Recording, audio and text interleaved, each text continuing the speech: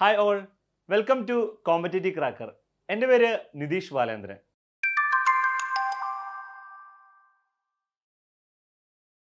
WCPO CPO പരീക്ഷകളും എത്തി.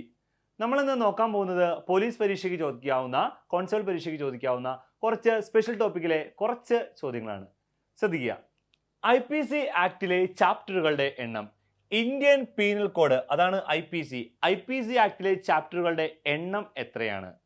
23, 24, 25, 13. ഇതിലേതാണ്? 23. IPC ആക്ടിലെ ചാപ്റ്ററുകളുടെ എണ്ണം എത്രയാണ്? 23 ചാപ്റ്ററുകളാണ് ഏതിലുള്ളത്? IPC ആക്ടിൽ ഉള്ളത്. അടുത്തൊരു ചോദ്യം നോക്കാം നമുക്ക്. ഇന്ത്യൻ ശിക്ഷാ നിയമത്തിലെ വകുപ്പ് 303 എന്തിനെ കുറിച്ച് പറയുന്നു? ഓക്കെ, ശിക്ഷാ നിയമത്തിലെ വകുപ്പ് 303. എങ്ങനെയാണ് നമ്മൾ 303 എഴുതിയത്?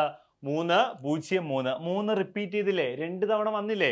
അപ്പോ ജീവപര്യന്തം തടവ് ശിക്ഷയിലുള്ള വ്യക്തി ഒരു കൊലക്കുറ്റം ചെയ്താൽ, ഓക്കെ, അപ്പൊ റിപ്പീറ്റ് ചെയ്യാണ്. ഓക്കെ, കൊലക്കുറ്റം ചെയ്താലുള്ള ശിക്ഷയെ കുറിച്ച് പറയുന്നതാണ് ഇത് 303. അയാൾക്ക് ഒബ്വിയസ്ലി എന്ത് ശിക്ഷ ലഭിക്കും?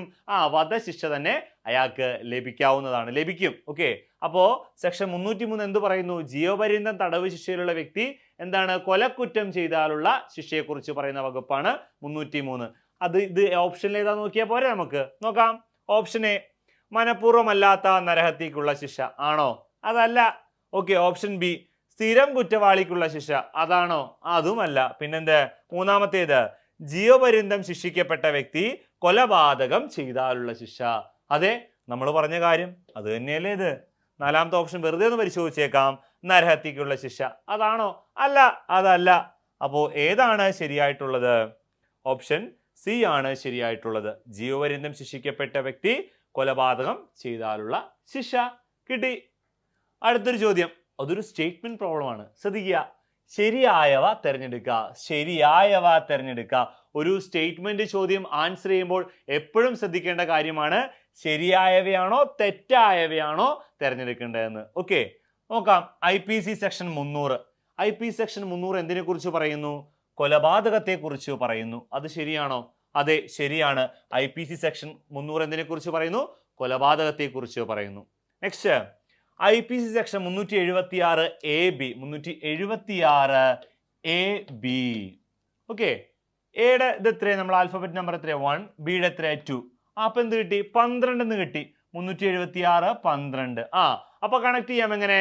12 വയസ്സിന് താഴെ പ്രായമുള്ള കുട്ടിയെ ബലാത്സംഗം ചെയ്താലുള്ള ശിക്ഷയെ കുറിച്ച് പറയുന്ന വകുപ്പാണ് ഏത്? 376. കിട്ടിയില്ലേ? 376 AB കിട്ടിയില്ലേ? അതെ, 376 AB. നമുക്കിനി സ്റ്റേറ്റ്മെന്റ് വായിക്കാം. കുറ്റകൃത്യത്തിനു ഇരയായ സ്ത്രീക്ക് മരണം സംഭവിക്കുകയോ ജീവച്ഛവമാക്കി മാറ്റുകയോ ചെയ്യുന്നതിനുള്ള ശിക്ഷ അതാണോ? അതല്ല. നമ്മൾ എന്ത് പറഞ്ഞു? AB വരുമ്പോ എന്ത് പറഞ്ഞു? 12 എന്ന് എഴുതി. അപ്പൊ എന്താണ്? 12 വയസ്സിന് താഴെ പ്രായമുള്ള കുട്ടിയെ ബലാത്സംഗം ചെയ്താലുള്ള ശിക്ഷയെ കുറിച്ച് പറയുന്ന വകുപ്പാണ് 376 AB. അപ്പൊ അതെന്താണ്? അത് തെറ്റാണ്. ഇത് തെറ്റായൊരു സ്റ്റേറ്റ്മെന്റ് ആണ്. അടുത്തത്, IPC സെക്ഷൻ 370. വ്യാപാരം ചെയ്യപ്പെട്ട വ്യക്തിയെ ചൂഷണം ചെയ്യൽ. വ്യാപാരം ചെയ്യപ്പെട്ട വ്യക്തിയെ ചൂഷണം ചെയ്യുന്ന വകുപ്പ് പറയുന്നത് 370 A ആണ്. എത്രയാണ്? 370 A ആണ് എന്ത്? വ്യാപാരം ചെയ്യപ്പെട്ട വ്യക്തിയെ ചൂഷണം ചെയ്യലുള്ള വകുപ്പിനെ കുറിച്ച് പറയുന്നത്. അപ്പൊ അതെന്താണ്? അതും ഒരു തെറ്റായ സ്റ്റേറ്റ്മെന്റ് ആണ്. പിന്നീട് IPC സെക്ഷൻ 360 എന്ത് പറയുന്നു? ആള് അപഹരണം. അതെ, ആളപഹരണത്തെ കുറിച്ച് പറയുന്ന വകുപ്പാണ് ഏത്? 360. അപ്പോൾ ഏതൊക്കെയാണ് ശരിയായിട്ടുള്ളത്? IPC സെക്ഷൻ 300 IPC 360 ഇവിടെ തന്നിരിക്കുന്നവയിൽ ശരിയായ സ്റ്റേറ്റ്മെന്റുകൾ. അപ്പോൾ ഏതൊക്കെയാണ് ശരിയായിട്ടുള്ളത്? 1ഉം 4ഉമാണ് ശരിയായ ഉത്തരമായിട്ട് ഉള്ളത്. ശ്രദ്ധിക്കുക. പോക്സോ നിയമത്തിലെ ശരിയായ സവിശേഷതകൾ ഏതെല്ലാം? ഓക്കെ, ഇമ്പോർട്ടന്റ് ആക്ട് ആണ് കേട്ടോ പോക്സോ. ശ്രദ്ധിച്ചിരിക്കുക. ഒന്നാമത്തേത്, ആൺ പെൺ വ്യത്യാസമില്ലാതെ ലൈംഗിക ചൂഷണത്തിന് ഇരയായ കുട്ടിക്ക് സംരക്ഷണം നൽകുന്നു. ശരിയാണോ? പോക്സോയുമായി ബന്ധപ്പെട്ട കാര്യം അത് എന്താണ്? ആൺ പെൺ വ്യത്യാസമില്ലാതെ ലൈംഗിക ചൂഷണത്തിന് ഇരയായ കുട്ടിക്ക് സംരക്ഷണം നൽകുന്നു. അതെ, അത് ശരിയാണ്.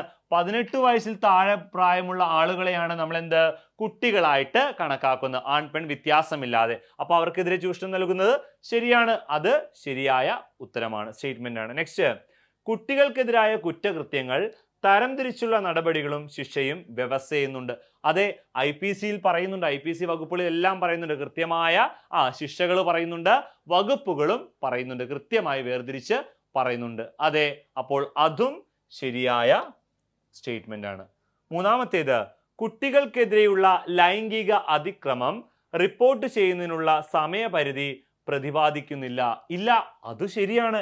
എപ്പോ വേണമെങ്കിലും, ഇപ്പോൾ ചെയ്ത കുറ്റമാണെങ്കിലും കുട്ടിക്ക് 16 വയസ്സുള്ളെങ്കിലും ഒരു 2 കൊല്ലം കഴിഞ്ഞാലും എന്ത് ചെയ്യാം, ആ കുറ്റം റിപ്പോർട്ട് ചെയ്യാവുന്നതാണ്. എപ്പോ വേണമെങ്കിലും ഈ കുറ്റം റിപ്പോർട്ട് ചെയ്യാവുന്നതാണ്. നാലാമത്തേത്, കുട്ടികൾക്ക് എതിരെയുള്ള കുറ്റവിചാരണയ്ക്ക് വേണ്ടി സ്പെഷ്യൽ കോടതികൾ സ്ഥാപിച്ചിട്ടുണ്ട്. അതെ, പോക്സോ കോടതികൾ സ്ഥാപിച്ചിട്ടുണ്ട്. ജില്ലാ ജഡ്ജി അധ്യക്ഷനായ പോക്സോ കോടതികൾ സ്ഥാപിച്ചിട്ടുണ്ട്. അപ്പോൾ അതെന്താണ്, അതും ശരിയായ ഉത്തരമാണ്. ഓക്കെ, അപ്പോൾ ഈ ഒരു സ്റ്റേറ്റ്മെന്റിൽ ഈ ചോദ്യത്തിൽ ഏതെല്ലാം സ്റ്റേറ്റ്മെന്റുകളാണ് ശരിയായിട്ടുള്ളത്?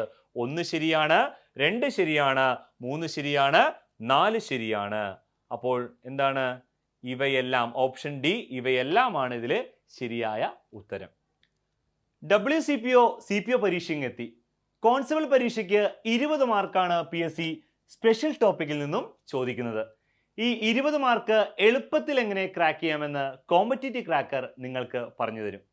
കൂടുതൽ വിവരങ്ങൾക്കായി താഴെ കാണുന്ന നമ്പറിൽ കോൺടാക്ട് ചെയ്യുക. ഇതുപോലുള്ള കൂടുതൽ സ്റ്റേറ്റ്മെന്റ് പ്രോബ്ലംസും മറ്റും അറിയുന്നതിനും ഞങ്ങളുടെ ചാനൽ സബ്സ്ക്രൈബ് ചെയ്യുക. വീണ്ടും കാണുന്നവരെ താങ്ക് യു.